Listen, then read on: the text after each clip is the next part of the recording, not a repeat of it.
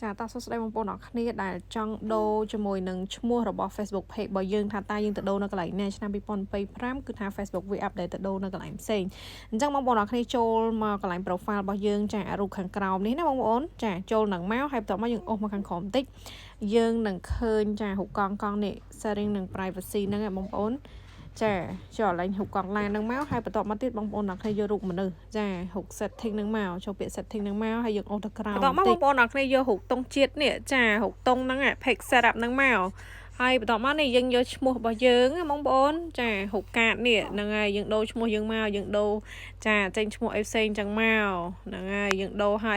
យចា BAB អីចឹងទៅអានេះខឧទាហរណ៍ណាយើង review ឲ្យ change ហ្នឹងហើយយើងយក review and change នេះហើយបន្តមកបងប្អូនអរ submit ឲ្យបងប្អូនអរគ្នាដាក់លេខកូដចាលេខកូដ Facebook យើងមកចាដាក់លេខកូដ password Facebook យើងមកយើងចាដូររួចរាល់ជាការស្រេចអញ្ចឹងក្នុងម្ដងគេឲ្យយើងដូរចារយៈពេល60ថ្ងៃគឺគេឲ្យដូរតែម្ដងទេប៉ុន្តែខ្ញុំអត់ដូរទេខ្ញុំគ្រាន់តែធ្វើជូនបងប្អូនអរគ្នាមើលអញ្ចឹងបងប្អូនអរគ្នា